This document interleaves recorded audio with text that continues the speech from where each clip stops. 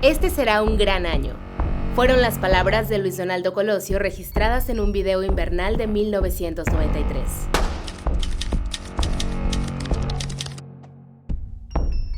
Acompañado de su esposa, Diana Laura Riojas, y sus 2 hijos, brindó sin saberlo en la que sería su última Navidad. Para el presidente en turno, Carlos Salinas de Gortari, tampoco se avecinaba un muy buen año. El priista, que había logrado dejar atrás las acusaciones de fraude electoral en su contra y que acababa de presumir la firma del Tratado de Libre Comercio, tendría un complicado 1994.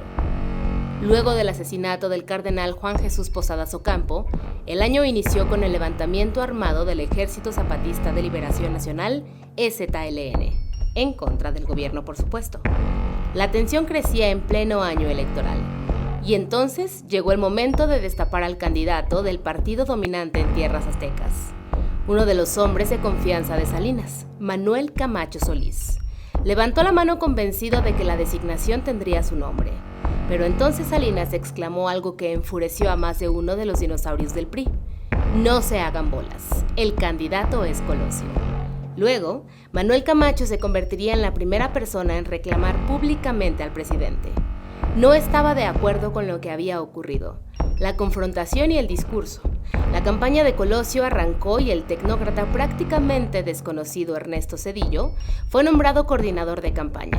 Por su parte, Manuel Camacho consiguió su premio de consolación cuando Salinas de Gortari lo nombró coordinador para el diálogo, precisamente para negociar con el EZLN y su líder, el subcomandante Marcos.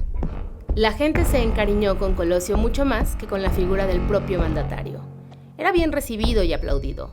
Luego, el 6 de marzo, dio un discurso que pasaría a la historia. Yo veo un México con hambre y con sed de justicia. Un México de gente agraviada por las distorsiones que imponen a la ley quienes deberían de servirla. Para muchos, esa frase significaría la ruptura entre Salinas y Colosio.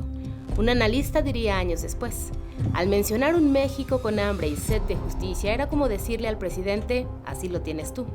Luego Colosio tendría otro evento en agenda, un mitin en Lomas Taurinas, Tijuana. La culebra, de Banda Machos, tendría un nuevo significado a partir del 23 de marzo de 1994. Luis Donaldo Colosio había celebrado un mitin en una de las zonas más pobres y marginadas de Baja California. Luego de pronunciar unas palabras, caminó entre la multitud.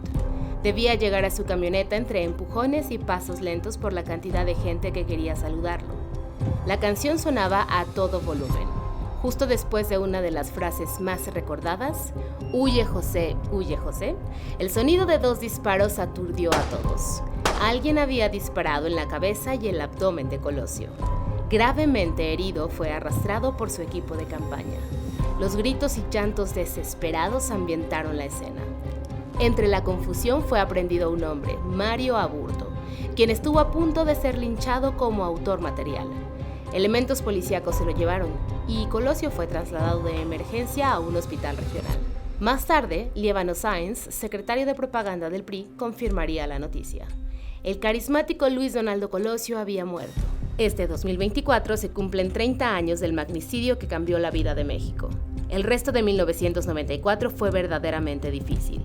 Algunos señalaban que el hombre presentado ante la justicia no era el verdadero Mario Aburto. Otra teoría apuntó a que el asesino material murió el mismo día que el propio Colosio. La película basada en la vida del priista está de acuerdo con esta teoría, apuntando un crimen de Estado en el que se intentaron borrar todas las evidencias. Diana Laura Riojas falleció apenas 8 meses después que su esposo. La mujer tenía cáncer. Para muchos, enfermedad que se aceleró en medio de la depresión y la tristeza. Para otros, Diana Laura era también una de las mencionadas evidencias del gobierno mexicano. Ante la falta de posibles candidatos que cumplieran con los elementos legales para sustituir a Colosio, el PRI tomó una decisión arriesgada. Descartando primero a Manuel Camacho, decidieron nombrar a Ernesto Zedillo, quien en cualquier otra circunstancia no habría podido avanzar con esa magnitud de pasos como candidato suplente. Usted está aquí por la muerte de Colosio y por la designación presidencial, le diría Diego Fernández de Ceballos a Zedillo durante el debate presidencial. Aún con ello, Ernesto Zedillo ganaría la elección y se convertiría en presidente. Colosio sigue dando de qué hablar y no como él hubiera querido pasar a la historia. El triste recuerdo de su asesinato sigue latente y siempre acompañado de una incógnita. ¿Fue el resentido Manuel Camacho? ¿Fue el oportunista Zedillo? ¿Fue el maquiavélico Salinas? ¿Fueron todos? ¿Quién mató a Colosio?